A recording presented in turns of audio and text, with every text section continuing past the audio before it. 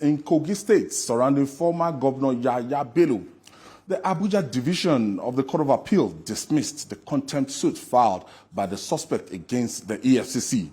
Joining me on Politics on Sunday are two gentlemen, Jason Tega Onokpasa, a lawyer and activist who has advocated for the rule of law and compliance of the rule of law. He has openly criticized the enforcement and anti-graft agency for their approach in arresting and prosecuting offenders.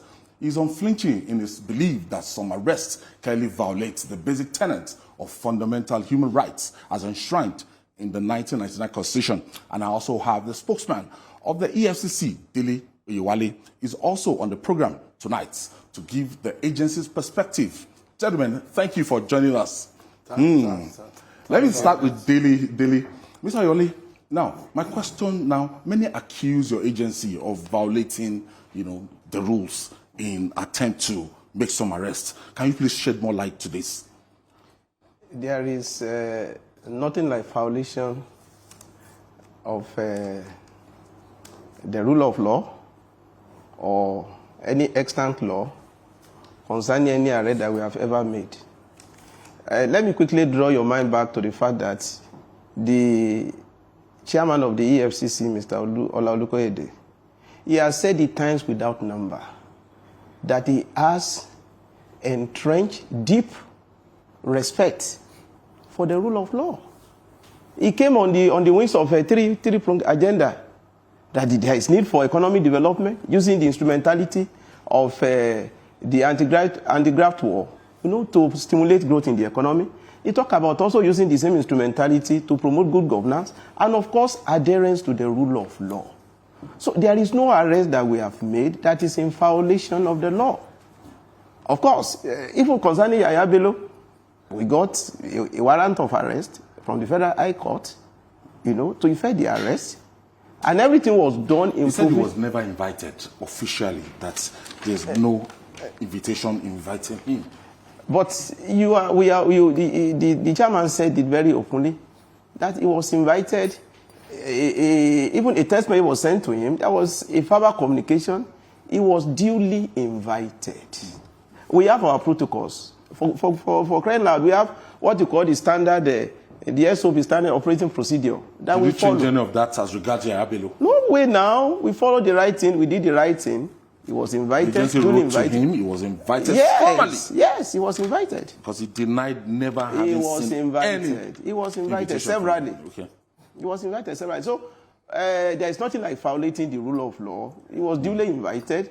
All the processes, all the procedures, were followed.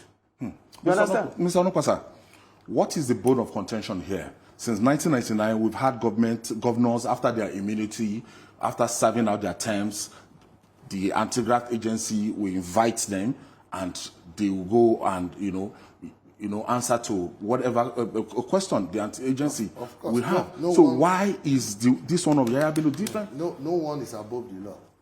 Yahaya Bello is most certainly not above the law. The EFCC is an agency of government. It is empowered by law to enforce the law as to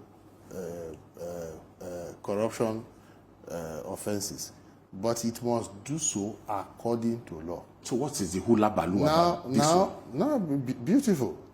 Now, my dear brother here is claiming that the EFCC was invited. In law, we place a high premium on documentation. As he is here, he cannot present a document of Yahaya Bello being... by the way, I'm not Yahaya Bello's lawyer. Yahaya Bello has a lawyer. So I'm not holding brief for former Governor Yahaya Bello. I'm holding brief for the rule of law. And I am, without any apologies to anybody, I am showing solidarity with Yahaya Bello as my fellow party man. My fellow party man, without apologies to anybody. My fellow party man that helped, that assisted my president, President Bola Tinubu, to win election. So I don't owe any apologies to anybody. Now, He cannot show you a document. He can't produce a document to show that the EFCC invited Yahaya Bello.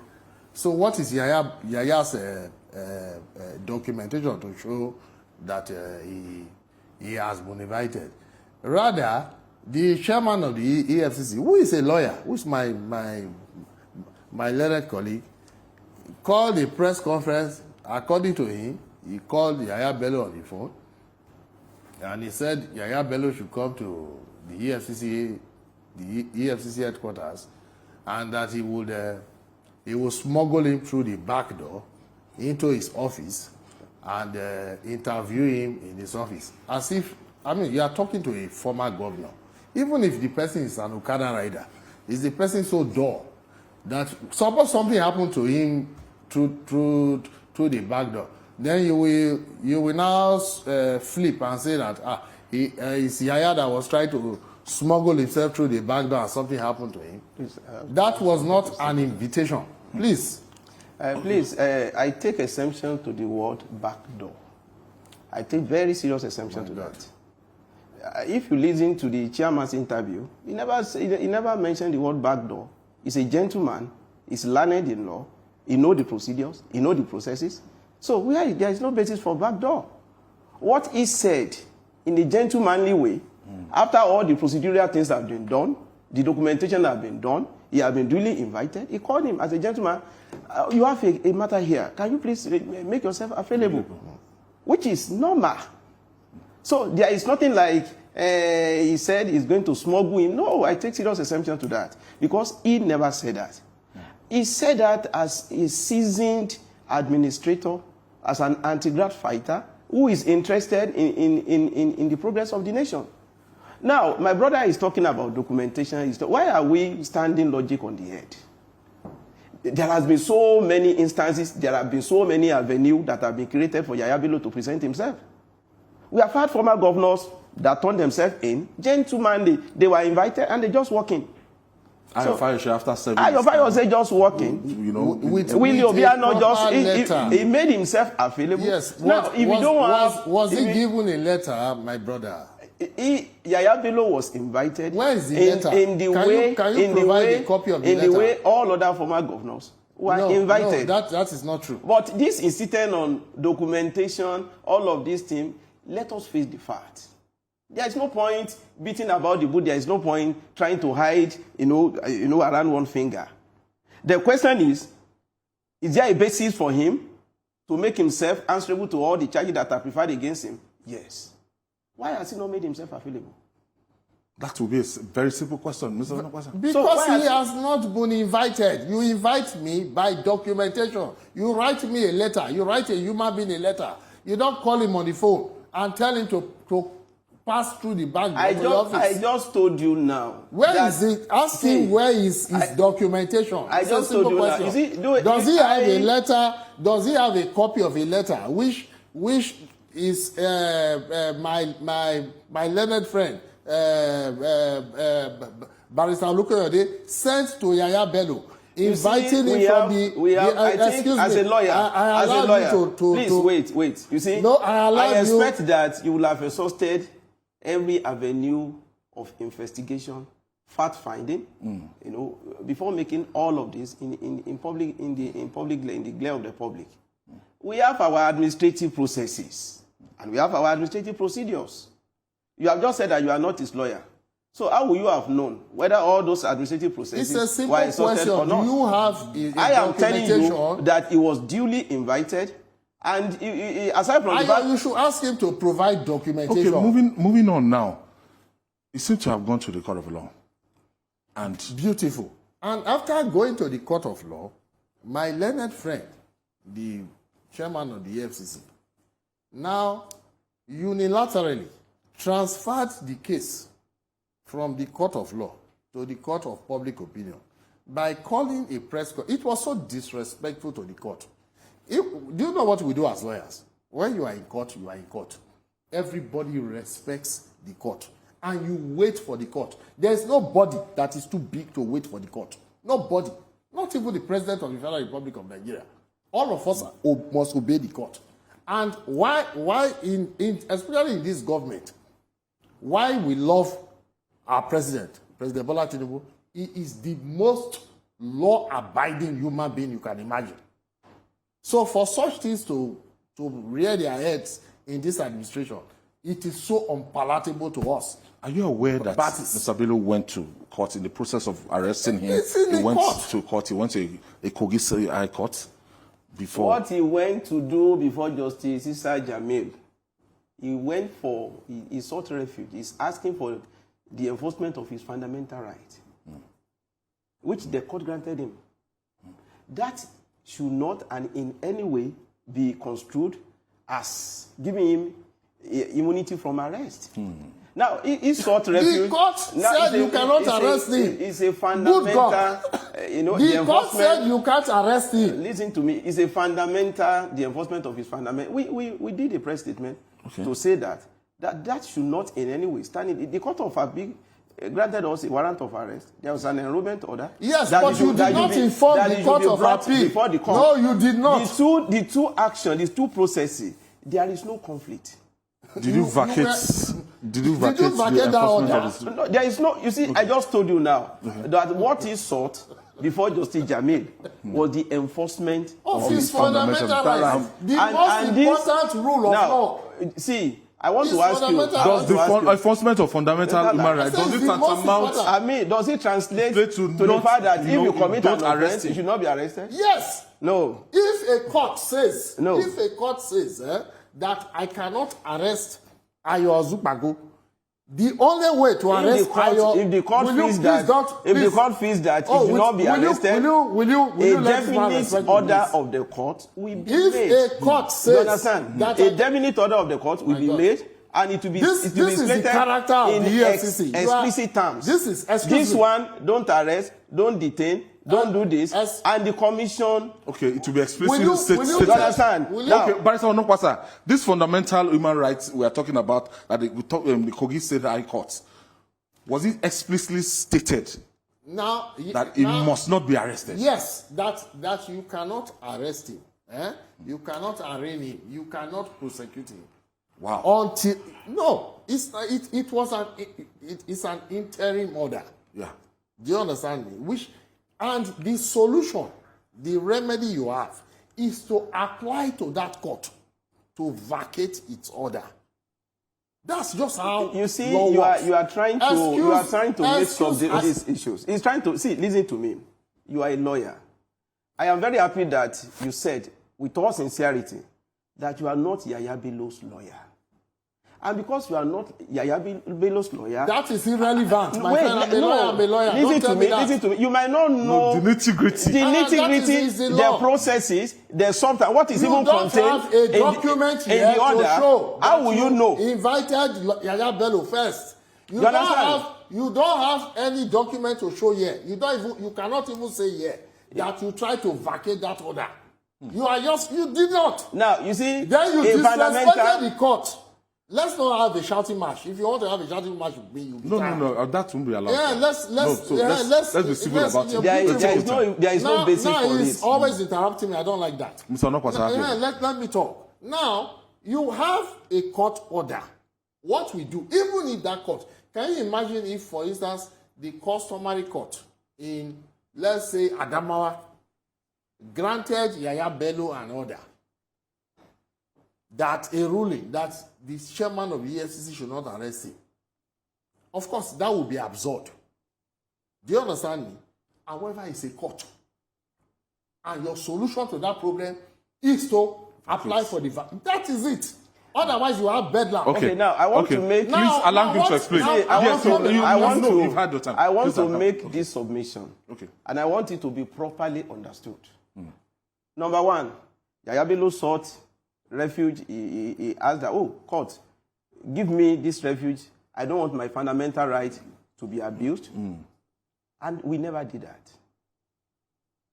You mobilized to his house. We never did that. You are talking about vacation of the fundamental. There is no basis for us to do that because as a commission, we respect the fundamental right of Nigerians. You understand? So there is no basis to run, to scamper to the court and say we want to vacate that order, because in ordinary law, because we are breaking the law. We will not even violate his law, his right. You understand? Now, we are talking about a matter that impinges on his stewardship. Let's face the substance. We are talking about a former governor that is answerable to our laws in respect of his stewardship. We are talking about charges that have been preferred that are before the court. We are talking about the need to make yourself accountable to the people. We are talking about respecting the rule. The Attorney General came out and said, turn yourself in, to the EFCC and go and explain. Well, you are talking about documentation. We are talking about the nitty-gritty of his stewardship. Bello is in court, for God's sake. You understand? We are talking about the nitty-gritty of his stewardship. We are talking about substance. There's no point chasing shadow. Bello is in court. He is now, what will you advise EFCC to do in this situation? Don't wait for the court. For God's sake, just to wait to obey the law. We cannot have, we cannot all be intimidated in this country. And we cannot be behaving as if simply because you are EFCC or you are this or that, you can intimidate everybody, bamboozle everybody, and everybody will scamper away and run away, as if we are all criminals in the country. What nonsense. We are not crooks. We are citizens. We have rights. We have rights, for God's sake. He knows You see, I don't know. Excuse me, let me finish my point. Please, respect me. We have rights. And we love the EFCC. We love our institutions. But the institution must follow the law. And it cannot be behaving as if it is above the law. That Yahaya Bello is using technicality to evade the law. That is Yahaya Bello is not using any technicality. Yahaya Bello went to court. Yahaya Bello is in court. Once somebody is in court, that person has placed himself under the authority of the law. And the EFCC is too small to be above even a customary court, not to talk of a high court. They should know their limit. You see, what I all of us, the EFCC please allow him. Yes, you made your point. Please allow him. The perspective, because I'm not going to waste my time listening to argument that has no basis. We are talking about the need to fight corruption. We are talking about the need to move the nation forward. We are talking about the need to make leaders accountable to the people. We are talking about giving account of your stewardship. So all of this chasing shadow, all of this window dressing of documentation, this and that, they are beside the point. The point is, do we have basis for his arraignment? Do we have basis or everything that have been preferred against him? Why is he not before the court? Why has he not made himself available? He is before the court. You understand? So, Onokpasa, we've had people that have EFCC prosecuted, taken to court. At the end of the day, they've been discharged and acquitted before now, and some were even indicted. So, do you think in any way Yahaya Bello is scared to make himself available? No, I don't. Well, I don't know that. Because he would I don't think so. This matter, there are many things flying out there that it's more political than even actually fighting corruption. There is other news out there. It's corruption, pretending to be fighting corruption. Whatever Yahaya Bello knows, Yahaya Bello is a governor. He served for 8 years. He was a former governor. Yes, he was a former governor. He served for 8 years. He's not an idiot. He knows things. So he knows why he might be approaching the matter the way he's approaching it. Do you understand me? Whatever be the case, I'm a lawyer and I'm facing it according to law. And he cannot tell me anything other than that. If a person has briefed learned counsel and that learned counsel has gone to court, that person is before the court. And everybody in this country will obey that court. Or we will have bedlam. We will not have law. The chairman spoke about his passion to prosecute this to a logical conclusion that is going to do anything. That is it's a personal thing to him. No, that he will resign. Because see, I think I should play this in proper context. What he actually said, because this is an opportunity for us to address this issue. It was quoted out of context. What he said is that if all the processes, or if he could arraign all other governors, you know, and before the court, if he could not arraign Yahaya Bello, he said, well, he will rather resign. That's not you understand? That's not what but Yahaya Bello has been arraigned. His counsel have taken his charges. So there is no basis for my chairman to resign. He will not resign because of Yahaya Bello. He's doing his job, and he's doing it very creditably. He's doing it patriotically. You can see the passion with which he addressed the issue. You understand? So there is no point quoting him out of context. But the truth of the matter is that a former leader should make himself answerable to the people. There is need for us to move forward in this country, for God's sake. All of these pyrotechnics of the law, all of these technicalities that we are talking about, they are not issues that you stand in the way of the work of anti-corruption agencies. Oh, the now, anti-corruption agency is above the law. It should break the law. The anti-corruption agency is not. I have never said that. I have never said that. What at the outset, I told you that we should be scared of you people because you are EFCC or what? No, now at the outset of this discussion, law is the law. I just told you. You will obey the law. You don't have a choice. The EFCC chairman is, you cannot be more Catholic than the Pope. You understand? He knows the law. Then he calls a press conference. He knows the law. He disrespects the law, the court. How? There is nothing he said that is not before the law or before the court already. Then he calls a press conference. Is he not disrespecting? He has no right to call a press conference. Oh, when the matter is in court, he litigates it in the court. There is nothing he said that is not before the court already. It's in the public domain. So what are you talking about? As a chief executive, he says he pays somebody pays school fees of how many $100,000. He brings receipts as if the school not refunded the money into the government account. Excuse me, you don't have because you just talk about which one now. You do not have a court judgment to that effect. If you show me a receipt of payment of school fees, do you know the evidence it means in law is payment of school fees? If you want to say I stole money to pay my children's school fees, you will have to give me you will have to produce evidence of my stealing the money. Even my learned friend Onokpasa, should we start looking at all his expenses? You know, all the will his salary be able to cover those expenses?